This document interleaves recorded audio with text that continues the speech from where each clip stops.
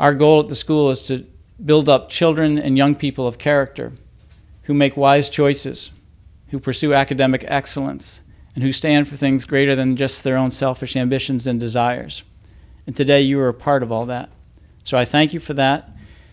We'll be introducing 3 speakers in a few moments who will share their view of that as well. We have from the Simsbury Bank and the Simsbury Granby Rotary and just a friend of the school who are each going to come and share a little bit about their view of student development and how it impacts their community and the value that they see in it. But first I'd like to introduce Lisa Gray, if you'd come up please, our recent Executive Director from the Simsbury Chamber of Commerce, and we thank you for sponsoring and co-sponsoring with us today this event, Lisa. Thank you, Ray.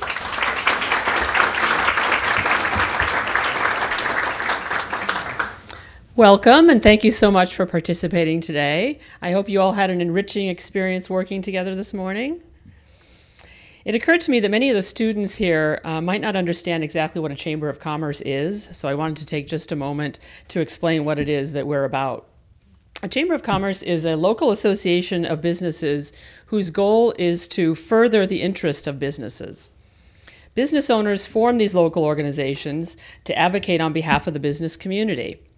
Through events such as this one, participating businesses increase their visibility in the community, and their name becomes recognizable to potential clients and customers. At the same time, they're performing a valuable service by mentoring the students in their chosen career fields and giving back to the community that has given them so much. So everyone wins.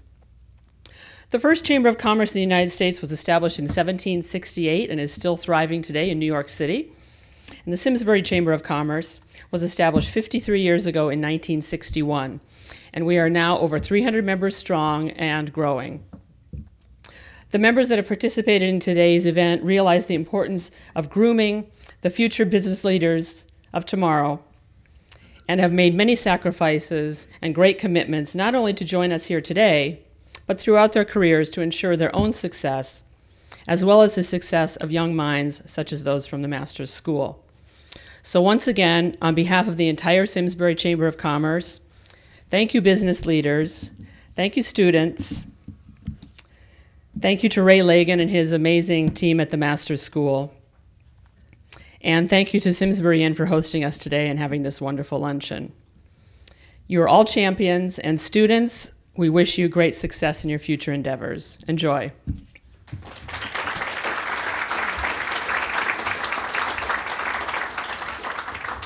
Thank you, Lisa. I'm going to invite Joe Dietrich to come up and pray for us so that we can start with the food.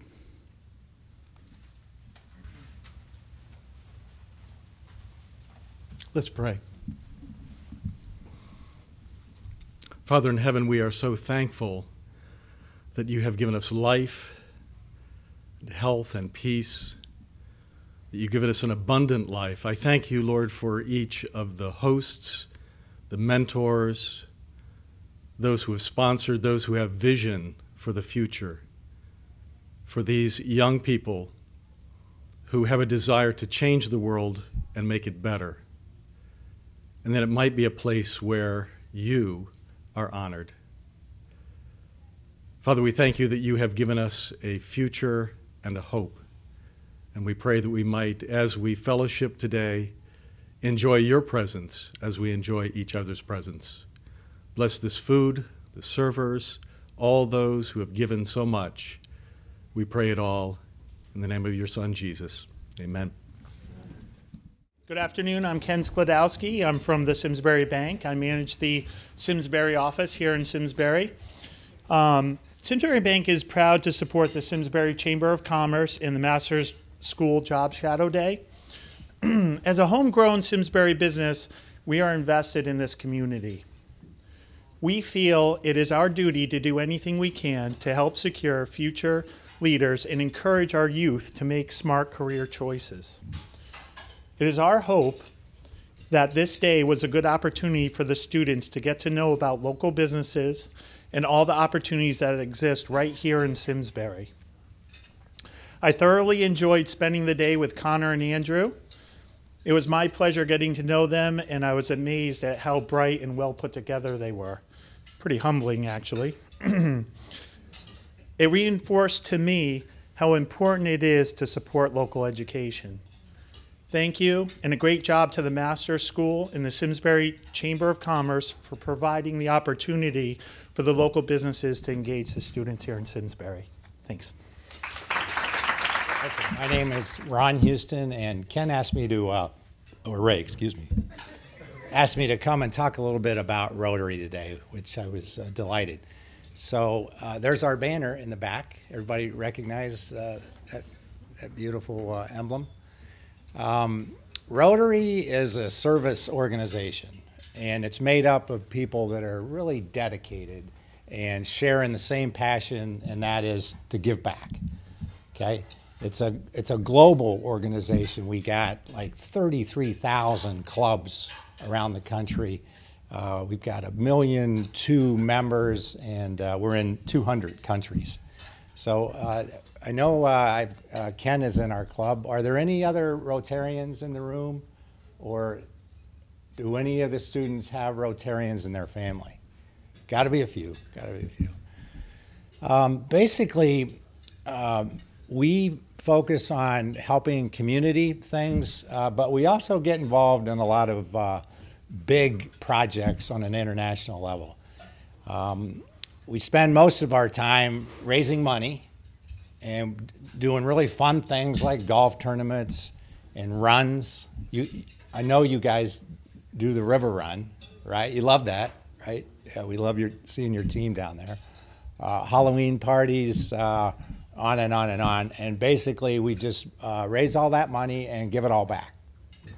Okay, and some of the things we give it back to on a local basis is scholarships. I know that's near and dear to your heart. We give a lot of college scholarships. We build parks and we build athletic facilities. So are you familiar with Rotary Park that's down by the Performing Arts Center? Is that a cool park or what? Huh? People love it. We also support a lot of local charities like Food Share and Project Fuel and the Backpack Brigade and Fidelco, and it just goes on and on. Pretty much anybody that comes to us and asks for money and has a good cause gets it. Okay, so that's on the community level. And on the international level, for the last 50 years or so, the focus has been on eradicating polio. Okay, polio is just so stubborn. It just won't go away. And anyhow, that's been our major focus, and there's a vaccine for polio. So the big challenge, though, is getting it to every little boy and girl in the world. Not an easy task, but I'm happy to say that we're like this close to totally eradicating polio. And I hope if you can remember that today, you will see that in the near future. In the next 6 months, it's done. So that's exciting. The next big project is clean water for everyone in the world. And that sounds like a little thing, but it's a huge thing. And we're really working hard there. It's an incredibly respected organization in the world. To give you an idea, Bill Gates just made a decision to give Rotary a $100 million gift. And the reason he selected that for Rotary is he trusts Rotary is going to see that money gets to where it's needed. Pretty cool. Here's another example of how highly respected they are in the world. So remember a couple years ago over in Afghanistan, people were literally fearing for their lives. And so their only way out was they'd trek into the mountains. And they get up there and they were dying from starvation and freezing. So all kind of humanitarian organizations were sending supplies in and so forth, and the Taliban would confiscate it all. But they let Rotary's stuff through.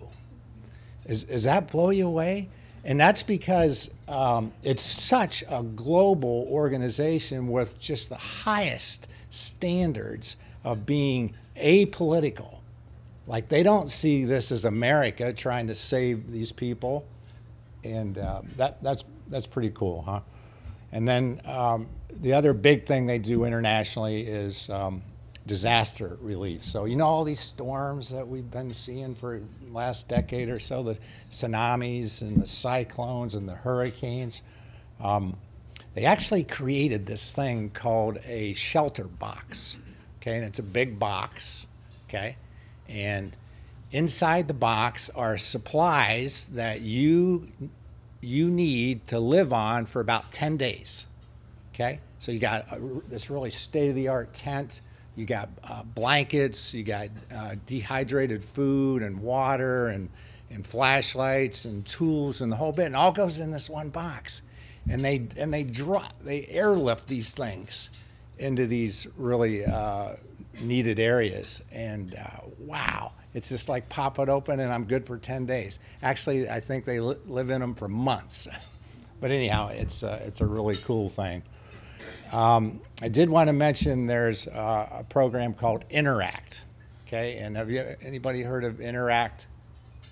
Okay, so Interact is a pre-Rotary organization for high school. Okay, so like Simsbury High has one and so forth. Big organization. So I don't think you have one here at the Masters, but if anybody's interested in getting a program together, we can help you, and we're right here. So think about that, okay? And then lastly, I just wanted to say, you guys are putting your interviews or you're getting your resumes together, right? And you're going to go to college, and one day you're going to have to get out and get a job, okay? And so if you were involved in Interact or in Rotary in any way, and people see that on your resume, it's highly likely that the person that you're interviewing with, or the leaders, if not the top leader of that company, was a member, okay? And it elevates you. It gets their attention. So think about it, okay? Thanks, Ray. That is powerful stuff for each of you to look at for the future. Would be, how are you going to involve yourself socially to help those around you?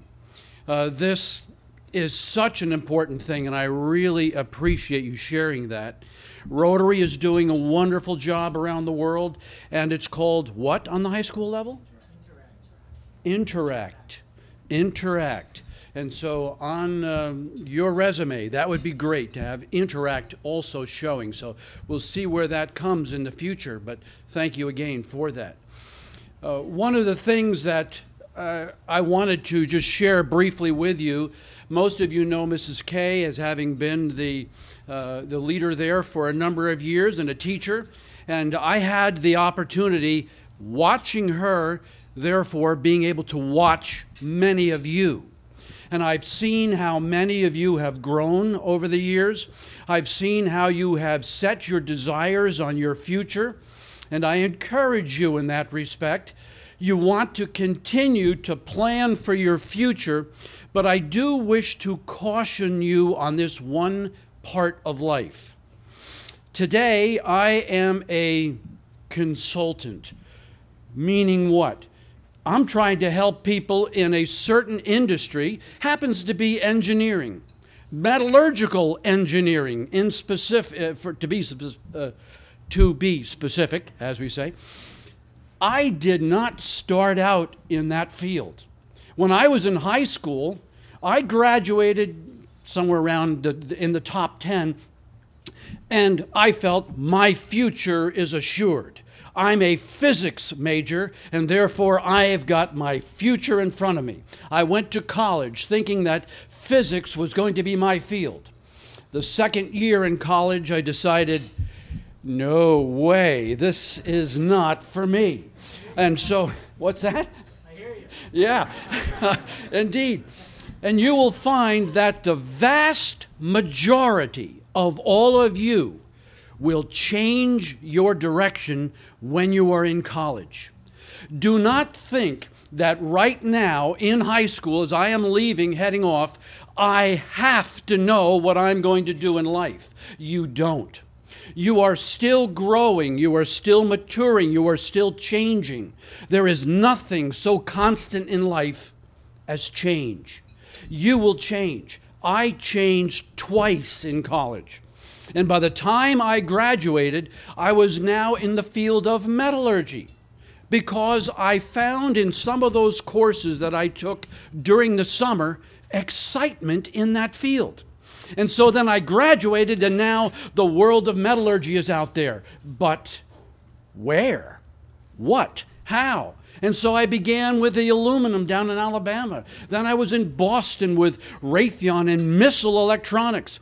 Back down to Jersey, still looking to find out what grabbed me and made me want to dedicate myself to that area. And at a job fair in New York in the beginning of the 70s, I found it. Metallurgical brazing. Now, who ever heard of that? But it's a joining technique like soldering and welding. And brazing, I began it in the beginning of the 70s. And here it is, 40 years later, and I am still active in it. It is a passion in my life to help people in industry in that field. But I had no clue about that in high school, nor in college. It was only as I was leaving college and beginning to junior, senior year, I began to focus in that. Each of you will find that you're going off to college with a rah-rah. Great, wonderful. Make the most of those years in college. You will find them exciting, socially, as well as learning, but please, keep your hearts and minds open as you pray, as you seek guidance from our Lord above. Lord, what would you have me to do? You will find that you will be drawn into a certain direction in life. It may be in the social area. It may be in academics. It may be in the world of business. It may be with Simsbury Bank. Right? Possibly so. Wherever this may be, find a field in which you are personally developing a passion. When you have a passion for that which you do, you will never work a day in your life. People have said that. I am here to say it is true. You're busy and you're occupied fully and you're immersing yourself, but it isn't work. It's enjoyable. And you will find for yourself that this can be a life changer for you. So keep your hearts and minds open. You will be drawn into the field of your choice in the days ahead. I wish you well. We pray for you. My wife, Mrs. K, and I pray for you and your future, that you will find that which the Lord above has designed for you. Each person is unique. God richly bless you, and may you find his leading in your life. You know, about a year ago, Dr. Michael Lindsay from Gordon College asked if he could come by our school and make a visit. And after about a half a second, I said, well, sure, I'm sure we can fit in some time for that. And from the moment he walked into my office to the moment he left, I don't think there was a pause in the conversation. It was unbelievable. Content, delivery, style. Content that's new. Content that you don't hear around the dinner table too often. Because someone who's young and aggressive and on the cutting edge of education has some insights for us. Now today we've all, I think, heard some wisdom from some of our local community, and that's good. But when you have someone who's been a lecturer on 5 continents, who's written multiple books, who's one of the youngest college presidents in the United States, who spent 10 years writing this book, View from the Top. He actually started when he was in grade school. Dr. Michael Lindsay has agreed to join us today. One of the things that he talks about is called a proto-leader. And I asked him during lunch, because when I read the book, I was intrigued by that concept. It's his own term, but this is the kind of thing I'm talking about. Someone who's willing to take a new idea, develop it, produce it, and I think it's whoever says it first owns it. Is that right, Kathy? That's the marketing approach towards it. Well, he said it first. But basically,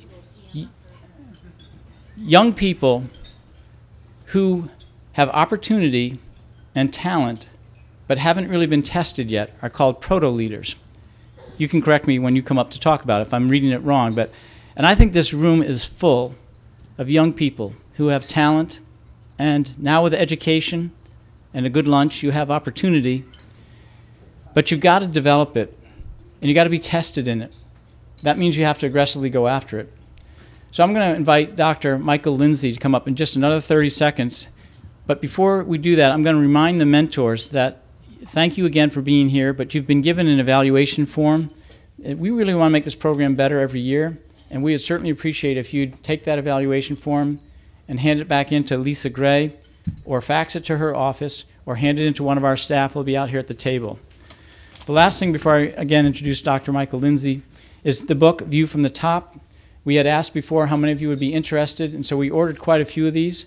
When we're done here, Dr. Lindsay will be in the lobby signing the books, autographing them, and answering additional questions. So I challenge you to be challenged, to hear what has to be said, to let it register for you personally. Thank you, Dr. Michael Lindsay.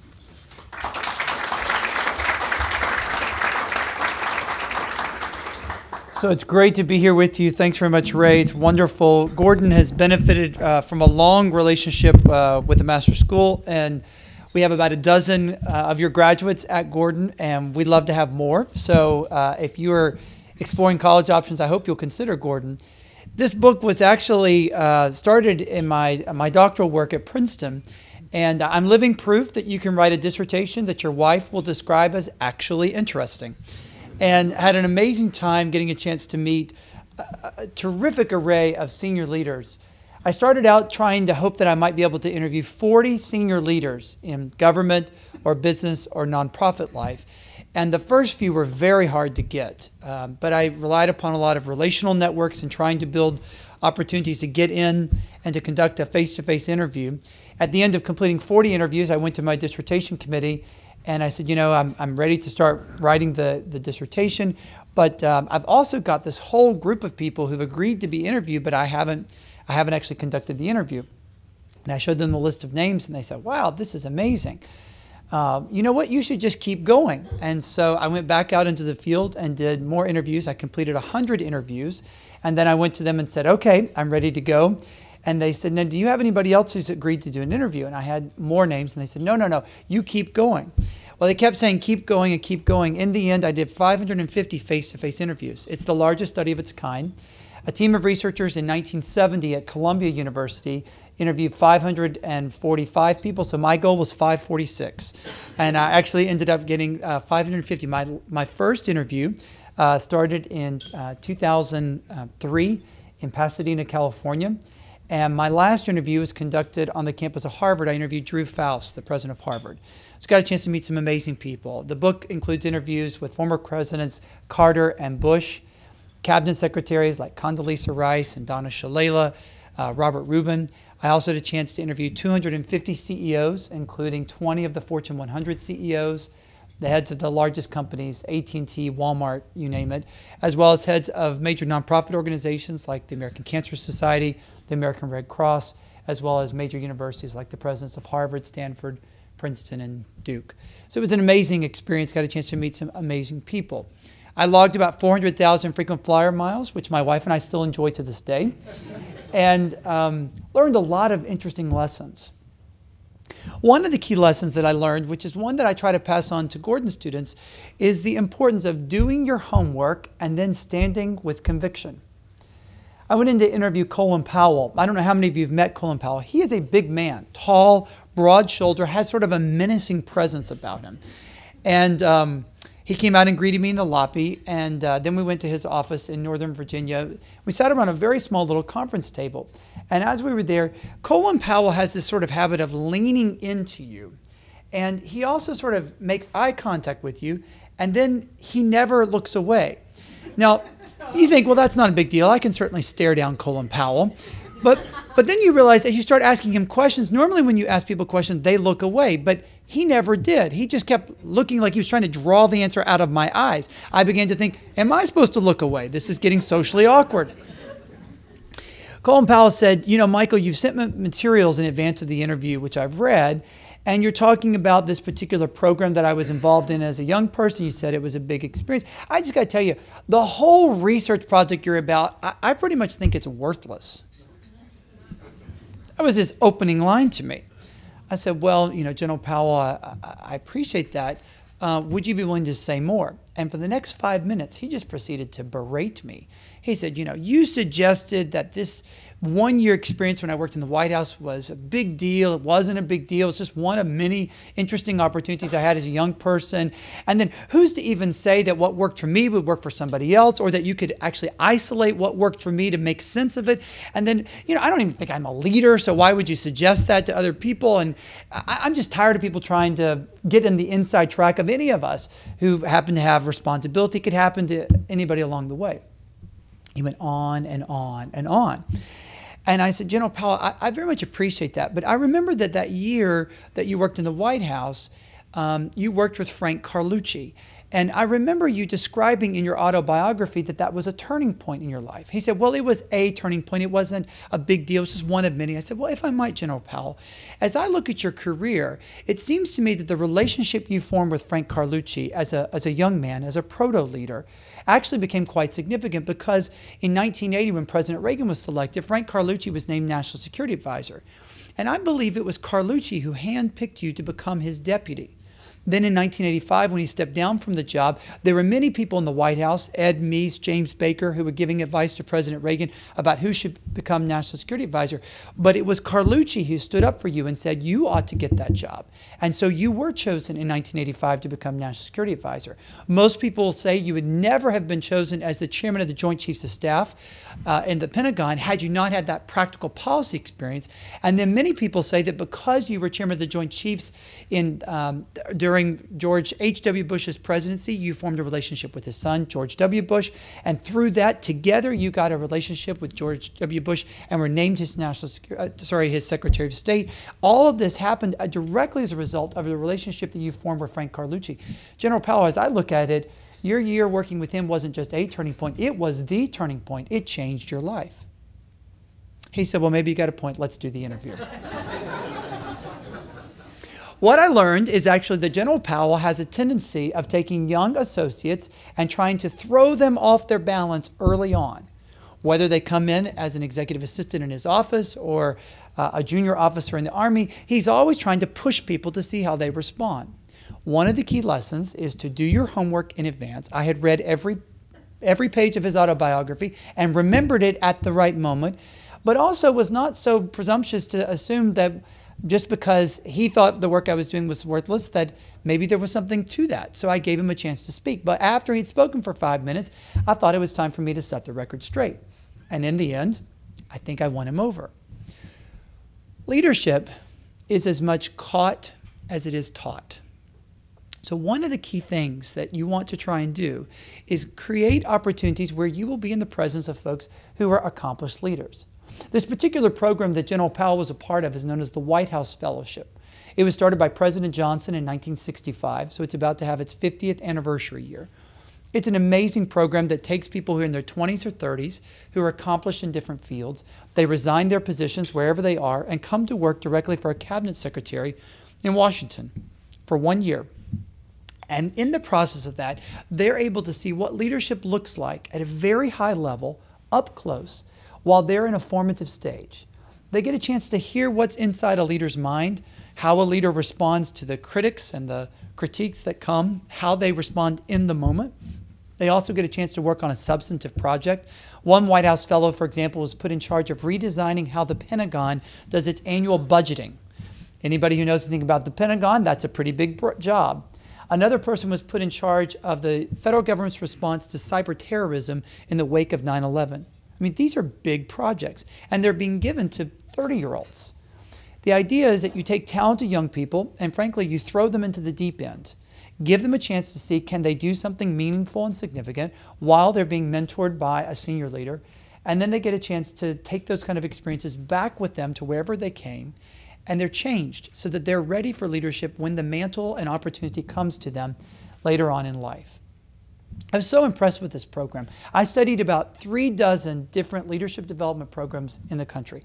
Programs at Harvard and at Stanford and a variety of other places. Programs in the private sector like at Goldman Sachs and McKinsey. I studied programs in the nonprofit sector, looking at a variety of things. I concluded this is the most effective leadership development program in the country. I was able to participate in the selection process about 6 years ago. It was interesting. I'm sitting across the table from a guy who is actually my age. He holds an endowed chair of surgery at Johns Hopkins Medical School, 36. He wrote a textbook that's used in 40% of the medical schools around the country today. And he's a medical contributor to CNN. He got rejected for the White House Fellowship. I decided that's what the rejects look like. This is a pretty extraordinary group. But actually, what I learned in the process is that you'll have 3,000 people will apply each year, and they'll narrow it down to a pool of about 30 national finalists. Once you get to that small pool of national finalists, it's really, really hard to figure out what makes somebody extraordinary. You know, when in any sort of population, there is a normal distribution, a bell curve. But as you come off that curve, over on this side, the right side of that tail, figuring out the people who are in that group who are already very talented, have lots of great background and talents that they bring to this situation, it's really hard to tell them apart. And so among those 30 national finalists, actually who gets chosen and who doesn't is kind of idiosyncratic. It's who told a joke that the judges laughed at, who was able to draw upon a particular anecdote that made them sound particularly brilliant in that moment. But anybody in that room could have been also equally brilliant if they were given the right opportunity with the right catalyst. So these people, all of them are very talented. You really can't tell them apart. But then if you track their careers, you see that they go very differently. Among those 15 people who were chosen as finalists for the White House Fellowship but not actually selected, 12% of them go on to be a very senior leader in their chosen field. A world-class scientific researcher, the head of a nonprofit organization, the CEO of a company, or a U.S. senator. 12%, that's not too bad. But then if you compare that with those people who are not just finalists, but who actually were chosen as White House Fellows and went through this year-long experience, you find that 32% of them go on to hold that kind of position. At one moment, you can't tell these two groups apart. Then a group goes through a particular leadership development experience for 1 year, and they become 2.5 times more likely to assume a position of leadership than the control group. That, my friends, is real leadership formation. So what is it that that particular program does that's so extraordinary? Well, I said leadership is as much caught as it is taught. Colin Powell formed a close relationship with Frank Carlucci, just as Wesley Clark formed a close relationship with his mentor while he was a White House Fellow, and a variety of other folks who've gone on to do amazing things. Part of the deal is that if you're a White House Fellow, you literally sit in the office of the Cabinet Secretary. So you're sitting at their conference table when decisions are made.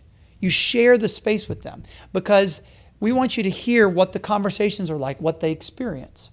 It's an extraordinary program where you're having this kind of close contact. I became so impressed with the effectiveness of this program that when I went to Gordon, we built a program for college students. It's the only one, to the best of our knowledge, that's modeled on the White House Fellowship that's designed for college students. And so this year I have 2 Gordon Presidential Fellows who are working directly in my office. I'll drive back to campus this afternoon, and Ian, one of my fellows, will literally sit in my office, and he and I will work through some different problems together. Leadership is as much caught as it is taught.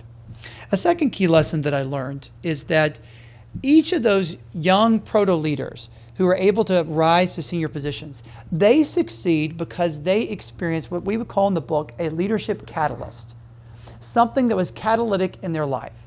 Sometimes it's a matter of being in the right place at the right time. Others, it's a matter of being given a big break or demonstrating that you can really take on a big challenge. Oftentimes, here's an interesting thing, oftentimes leadership is best demonstrated at an early age in the voluntary sector, through your church, through the Boy Scouts, through a nonprofit organization. Why? Because nonprofit organizations tend to be willing to take more risks on younger leaders. And so that becomes a way in which you can really demonstrate talent. So I was mentioning, actually, I was a Rotary Ambassadorial Scholar and was able to go through the generosity of Rotary, which is an amazing organization, to study at the University of Oxford to do a degree. While I was a Rotary Ambassadorial Scholar, I had an amazing opportunity to go and speak literally all over the country of England about the US and about my experiences. It was a terrific program. That became catalytic in my life. Through that, I developed some of the public speaking skills that I still use to this day. I developed friendships and opportunities that have helped me not just in my academic career, but also professionally and personally. So you never know what could be the real catalyst that gives you a big opportunity. But here's the key thing. In order to get exposed to those catalytic experiences, young people, you have to be willing to take risks. You have to be willing to stick your neck out, which means you will get rejected many more times than you will get accepted. Rejection is a part of the normal life cycle in a leader's life. Very, very common. When I was a junior faculty member at Rice, one of the expectations there was that you apply for external grants. And this takes a lot of time and energy. You get really invested in something and you work really hard on it, and then you wait to see if somebody's going to fund your research. What I learned is that the most talented faculty members at Research One universities are rejected by and large about 90% of the time. 90% of their life is a rejection. 10% works out, and out of that they're able to build amazing careers. I actually found that that's true in a variety of different fields, that 9 out of 10 times you get rejected. Journalists who are working on a big story that ends up not materializing. Analysts who are trying to figure out a particular financial arrangement. Oftentimes they get it wrong. Business leaders who are trying to cut a deal. 90% of the time is rejection. Leadership comes to those who are willing to stick their neck out, and it means taking more risks. One very practical way that I tell our students at Gordon that you ought to take a risk is thinking about your summers. I think you get to a certain age where we sort of coast on what's been comfortable and what's worked in the past. Lifeguarding, babysitting, cutting yards. These are all good things, and America runs on that kind of human capital. So we're really grateful that there are always high school students who are willing to do it.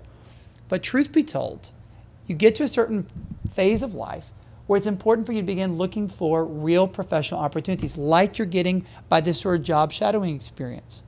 So I often tell those students who are coming to Gordon that the summer before you come to Gordon, I strongly encourage you to think about getting a job in the field you're interested in, even if it means you don't get paid. Even if it means you don't get paid, try something out that summer. You may think you are absolutely, definitely committed to real estate. And then you realize, oh, you know what? You actually have to talk about money to these people. I didn't know that was a part of real estate. I just like houses. Well, it's important for you to get those kind of practical experiences. And I very much appreciate what you had to share about how we think we know what we want to do, but oftentimes we change. Average college student changes their majors 4 times.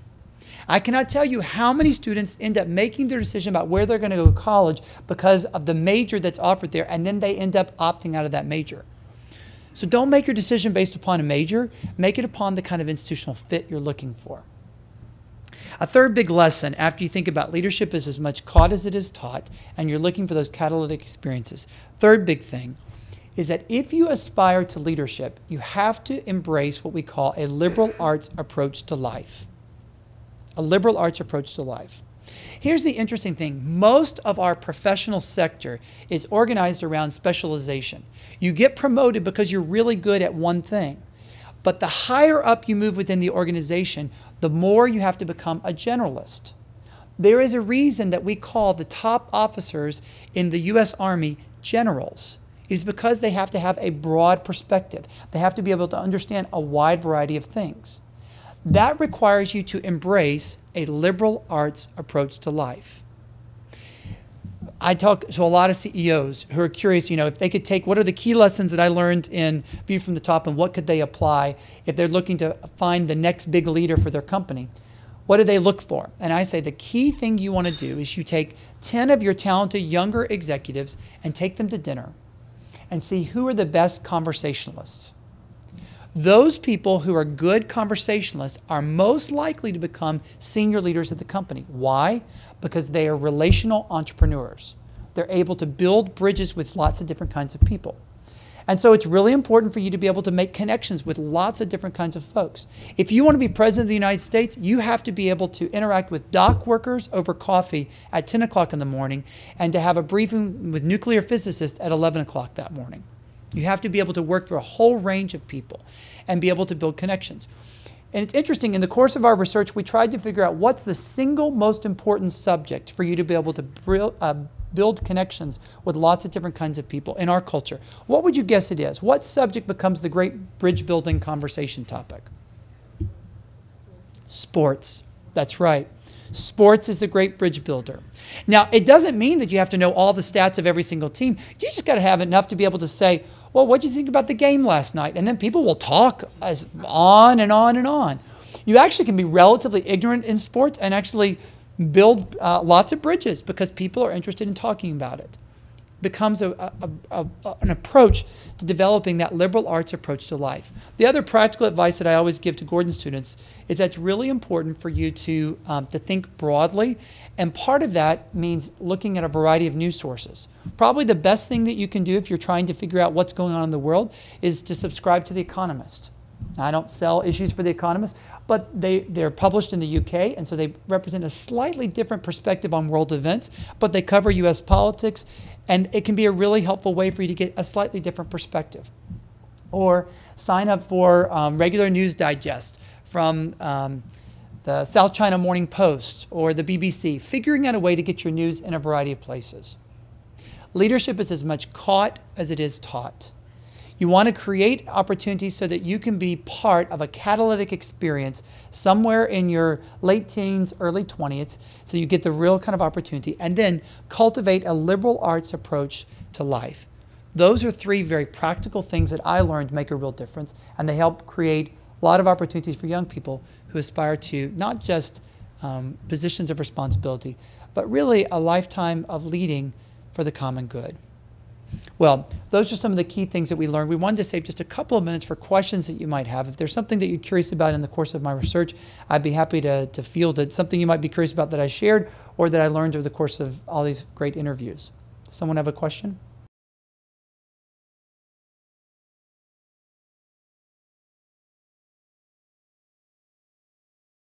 How do you get access to these folks? Well, part of it is a matter of being persistent. So unlike a journalist, I wasn't working on a deadline that required immediate response. But the real key was that I used relational networks. So it really does matter who you know.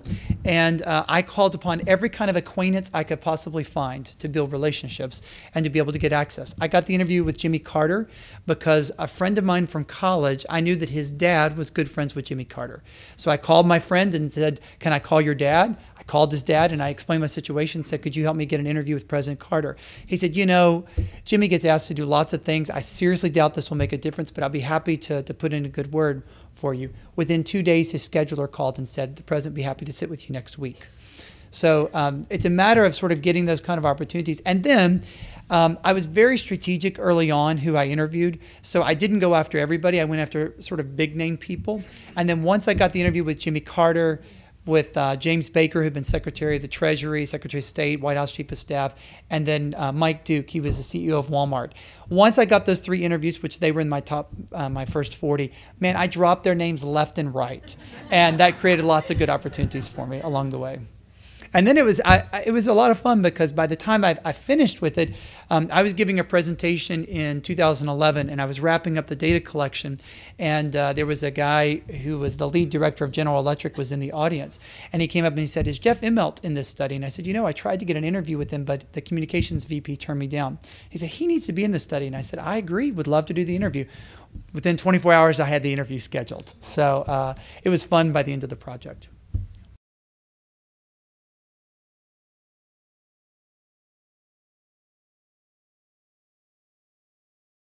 So it's interesting because being a good conversationalist does not require actually for you to be an extrovert. It means that you have to have a willingness to sort of talk to people about what interests them and helping to develop that. So it's not about how does everybody sort of work a room. Though I will say it's really important for young people to learn how to work a room.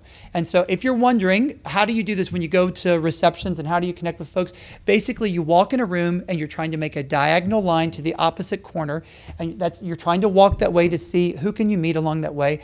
And then you're going to go to the other corner and make another diagonal. Once you've done the 2 diagonals, you've actually covered most of the room. And then you hang out by the food. You'd be amazed how many people you get a chance to meet. And so it's not so much about being extroverted, it's really about being intentional. I think that's really what made the key difference for folks.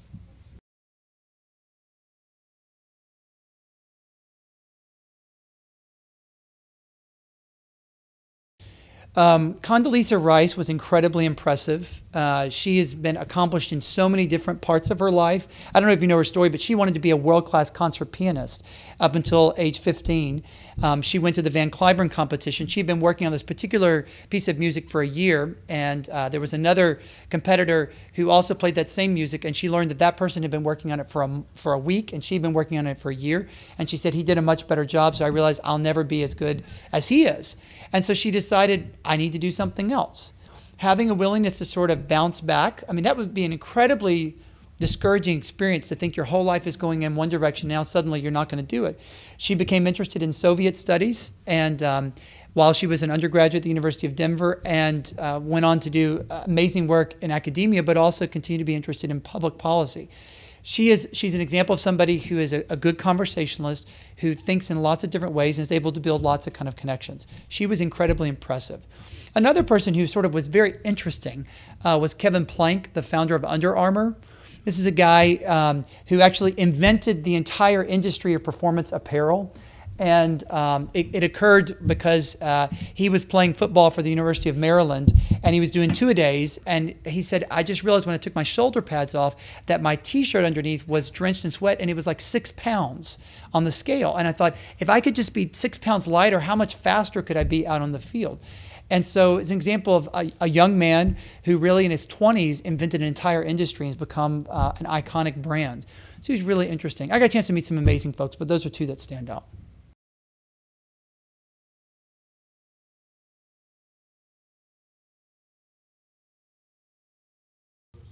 So probably the person who I wanted to interview the most that got away from me was Hillary Clinton.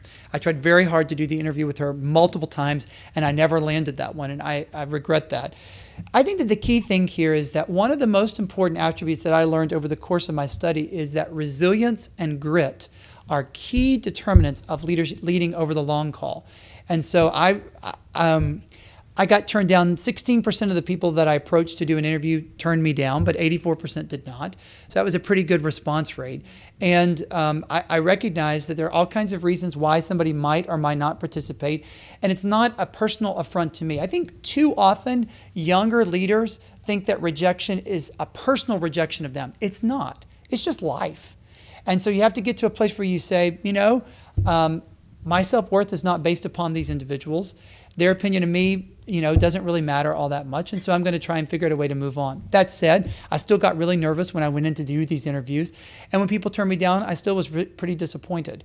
So the key thing is to being willing to bounce back from that. Also, I'd have to just say, you know, my Christian faith is really important to me, and so I made this whole research project a matter of prayer, and I think that's important for us. I think that people of faith need to really think about how prayer becomes integrated into their daily life, and working it into your work as a student or a researcher or a professional, I think makes a real difference. Yeah.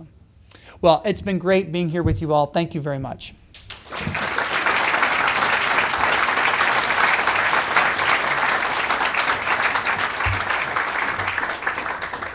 Well, thank you, Dr. Lindsay. That was inspiring, I think is an understatement, but thank you for the courage to do the research work that you did and then share it with us all. Our program is done. Dr. Lindsay has agreed to autograph some books, so we have some lined up in the lobby, and in just a moment he'll release and we'll go out there if you've asked for a book. If you didn't ask for one, we do have some extras, and if we still need more, then we'll get them for you. So thank you, mentors, for being here today and investing in our students. Please hand in that evaluation form to Lisa or to our table as staff people as you go out, and hopefully, possibly, maybe we'll see you again next year. Thank you. Bye now.